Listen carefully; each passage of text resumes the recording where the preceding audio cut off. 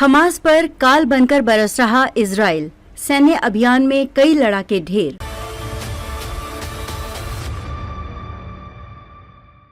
नमस्कार, मैं खुशी और आप देख रहे हैं स्वतंत्र भारत न्यूज। आइए नजर डालते हैं इस वक्त की खास खबर पर। पोलियो टीकाकरण के लिए गाजा में रुकेगी लड़ाई। इजराइल गाजा के वेस्ट बैंक में लगातार सैन्य अभियान चला रहा है। 2 दिनों में करीब 16 फिलिस्तीनियों की मौत हो गई। इजराइल ने तुलकरम की एक मस्जिद में छिपे 5 पाकिस्तानी लड़ाकों को भी मार गिराया है, जिसमें एक स्थानीय कमांडर अबू शुजा शामिल है। इजराइल ने बुधवार को वेस्ट बैंक के शहरों की घेराबंदी कर एक साथ बड़ा सैन्य अभियान शुरू किया था, जिसमें 12 फिलिस्तीनी लड़ाके मारे गए थे। इजराइल गाजा के वेस्ट बैंक में लगातार सैन्य अभियान चला रहा है।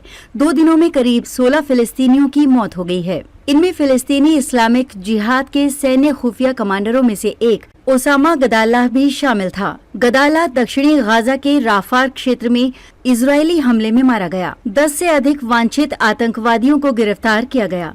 दर्जनों विस्फोट नष्ट कर दिए गए और हथियार जब्त किए गए। इजराइल ने तुलकरम की एक मस्जिद में छिपे 5 फिलिस्तीनी लड़ाकों को भी मार गिराया है, जिसमें एक स्थानीय कमांडर अबू शुजा शामिल है। इजराइल ने बुधवार को वेस्ट बैंक के शहरों की घेराबंदी कर एक साथ बड़ा सैन्य अभियान शुरू किया था, जिसमें 12 फिलिस्तीनी लड़ाके मारे गए थे।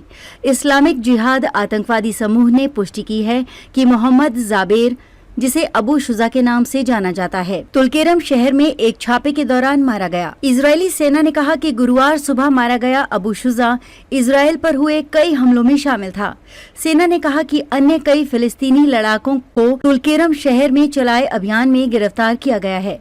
वहीं हमास के पूर्व प्रमुख खालिद मशाल द्वारा इजरायली सेना पर आत्मघाती बम विस्फोट के आह्वान के बाद इजरायली सुरक्षा कैबिनेट की बैठक बुलाई गई है, जिसमें ऐसी किसी स्थिति से निपटने पर चर्चा की जाएगी। ब्रसेल्स में यूरोपीय संघ के विदेश मंत्रियों की बैठक में इजरायल पर नागरिकों को निशाना बनाने का आरोप लगाया गया। आयरलैंड और ब्लॉक के शीर्ष राजनयिक ने गुरुवार को कहा कि गाजा और वेस्ट बैंक में मरने वालों की संख्या बढ़ने के कारण यूरोपीय संघ को इजरायल के साथ अपने संबंधों पर पुनर्विचार करना चाहिए। नक्सलीय नफरत फैलाने के आरोपित कुछ इजरायली सरकार के मंत्रियों पर प्रतिबंध लगाना चाहिए। उधर ईरान के संयुक्त राष्ट्र मिशन ने बुधवार देर रात कहा कि यमन के हौती विद्रोहियों ने मानवीय और पर्यावरण संबंधी चिंताओं को ध्यान में रखते हुए लाल सागर में जल रहे ग्रीक ध्वज वाले तेल टैंकर की सहायता के लिए टगबोट और बचाव जहाजों को अनुमति देने पर सहमति व्यक्त की है। अब तक के लिए बस इतना ही। फिर होगी आपसे मुलाकात ऐसी एक और खास खबर के साथ। तब तक के लिए नमस्कार और देखते रहिए स्वतंत्र भारत न्यूज। ऐसे ही लेटेस्ट अपडेट्स के लिए हमारे चैनल स्वतंत्र भारत न्यूज को सब्सक्राइब करें और तुरंत नोटिफिकेशन पाने के लिए बेल आइकन प्रेस करना ना भूलें। यदि आप हमें फेसबुक के माध्यम से देख रहे हैं तो हमारे पेज स्वतंत्र भारत न्यूज को फॉलो जरूर करें। धन्यवाद।